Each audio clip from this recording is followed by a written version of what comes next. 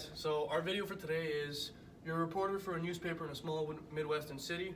A chronic budget crisis leads the local school board to consider dropping varsity sports. Prepare arguments to keep sports and to cut them. So you'll hear three different viewpoints. First from the community, then from a professional in the industry, and then from what the textbook tells us. Today we were joined by the members of community to discuss whether or not they want their local high school to keep or remove varsity sports. As our community, we asked Mercyhurst students who participated in high school sports to give us their point of view without any background information. Welcome everyone, we're here to discuss whether to keep or cut high school sports. So first, we are gonna hear some arguments against cutting.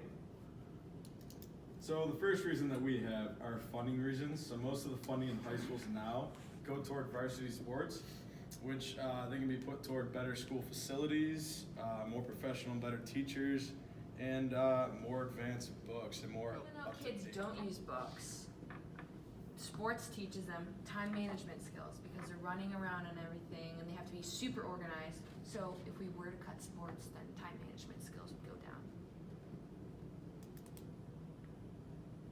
So Our second point is that there's a lot of pressure on kids to get the education. So this point means that kids during varsity sports, they have so much time, they don't have a lot of time on their hands, and just adding a varsity sport would add more pressure to them. So, in our first argument, as Vasco said, this is what it's teaching the kids in high school at an early age, where the workload is much smaller than it is in college. They have the opportunity to manage their workload and become better at managing it so that once they get to college, they will be able to do it better and succeed.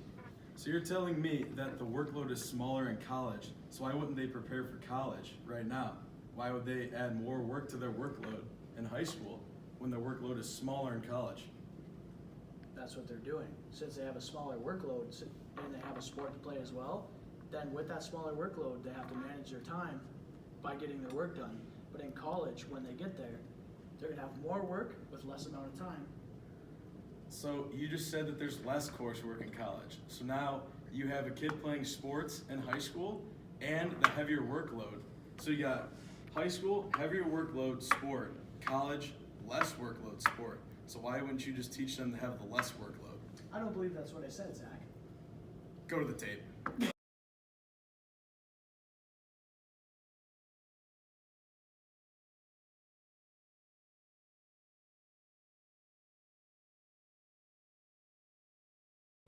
These are good arguments. Do you have anything else to add? Yes, we actually do. Nelsy, take it away.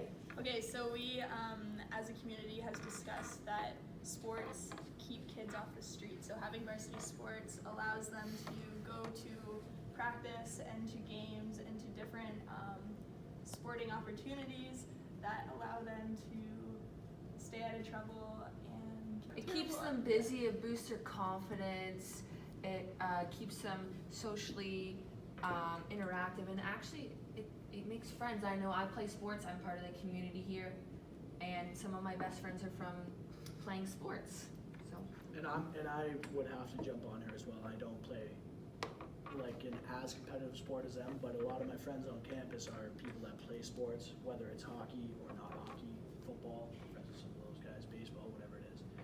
And I know it also developed my social skills a lot as a kid. Like, I probably wouldn't be able to talk to you guys as much as I did, as easy as I do now, without the social skills that I had. Miss Vasco. It's a tough. Miss Vasco, Yeah. if you did not play a varsity sport, would you sit in the corner and not talk to anybody, or would you go out and make friends as the outgoing human being that you are? I'm gonna be completely honest, sports made me outgoing because I had to be. I had to talk to coaches, I had to talk to other people, and it made me the person who I am today. Miss Nels, what's the average class size of your high school?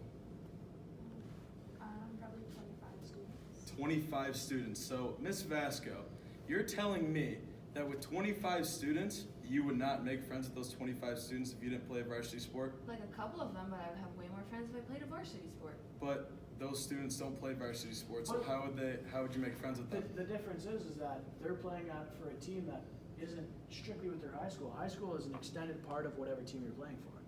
So if you're playing for a team, there's a better chance that you're going to play for your high school team, which makes you meet more people in your high school, yes, but more so get better at the sport that you're good at and play it outside of school and meet even more people. So we understand your ideas that you mentioned, but another major point why sports should be cut is that there's a lot of injuries involved in varsity sports.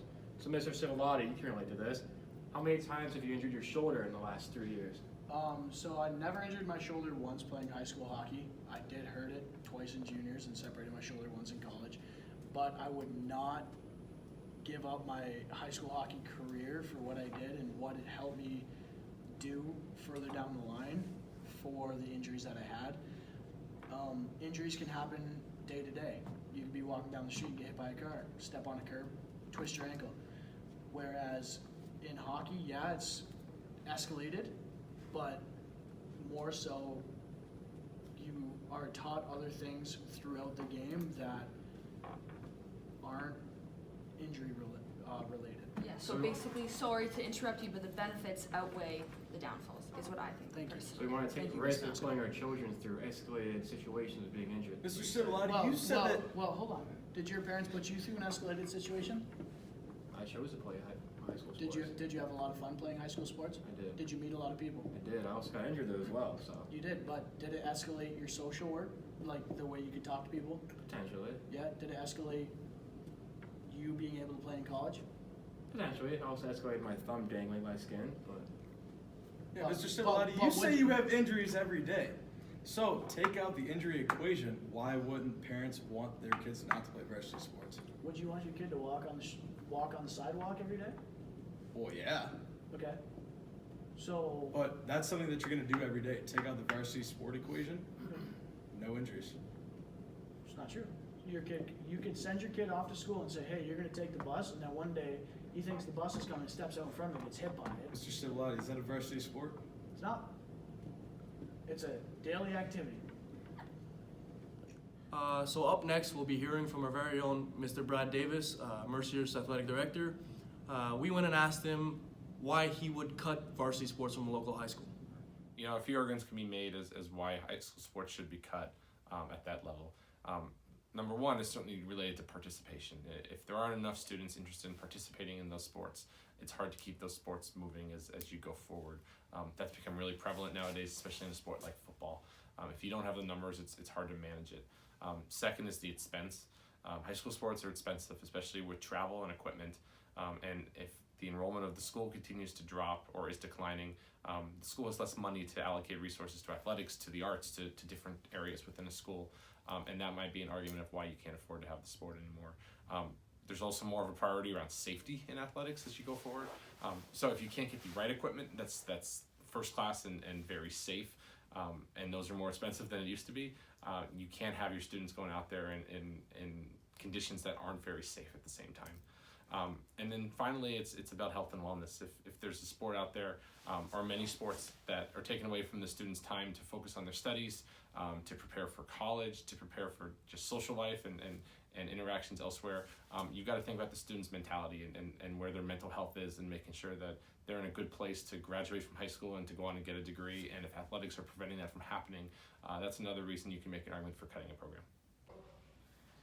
So now you just heard from an individual in the professional field, and you heard from a group of individuals who aren't in the industry.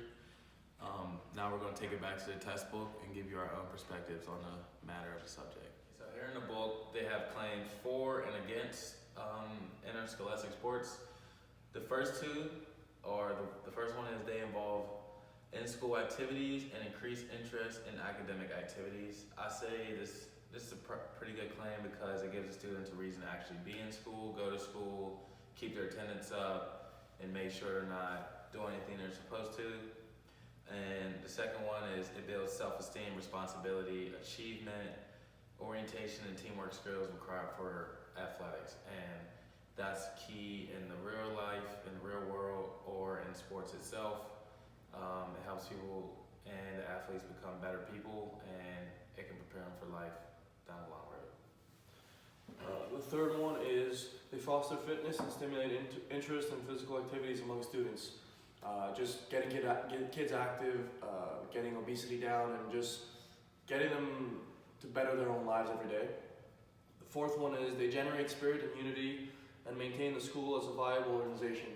So it just gives kids something to be proud of, being proud of their school, being proud to wear the jersey and represent the school at events, and just outside in the community as well. The next one is they promote parental, alumni, and community support for school programs. I mean, this is huge for the city because it gives something for the people in the city to support. They can come to the games. The last claim for is that they give students opportunities to develop and display skills in activities valued in society and to be recognized for their competence. So this means that it helps students to learn and it helps them to be more successful in life. So some claims against keeping interscholastic sports are that they distract students from academic activities and distort values in school culture. So some examples for this would be students being tired or sore and not getting up for class or wanting to do homework. And another one is they perpetrate dependence, conformity, and a power and performance orientation that is no longer useful in society. And this is basically saying that kids usually depend on their coaches, or some kids usually just look up to other players or coaches instead of feeling that they can do for themselves. One of the other arguments is they turn most students into passive spectators and cause too many serious injuries to athletes. So in many cases, kids get brutally hurt in high school, and it causes them to miss school, making their grades drop, and also can affect their careers and the rest of their lives. Another argument is they create a superficial, transitory spirit that is unrelated to educational goals. So in many cases, athletes dream of playing in the pros and kind of forget about their education a bit and put it on the sideline, and parents don't really like that. The next argument against is they deprive educational programs of resources, facilities, staff, and community support. So this means if the money goes for sports, it's away from the academics. The last argument against is that they create pressure on athletes and support a higher status system in which athletes are unfairly privileged over other students. So this means that athletes get away easier with many things that a regular student would not, and they get to pick their class times earlier. So overall, I think that high school sports should stick around for the long run. It's always going to be beneficial for students in the long run to deal with school, like college, life in the workforce. And I think high school sports brings communities and students together a lot. And the best thing possible would be to keep it. Yeah, I gotta agree with Kenny that without high school sports, there's a lot of skills that I wouldn't have learned and that are useful for me today. Time management, social skills, hard-working skills, just things that you don't really learn just by being in a classroom as a regular student. You learn by all the effort you gotta put outside the classroom to be able to combine both and do well in both. So I think in the long run, sports need to stay and they shouldn't be cut. Yeah, I agree. I think it's really hard to argue for cutting the sports as a student athlete here at Mercyhurst because high school sports are the thing that brought us here. So that's my argument.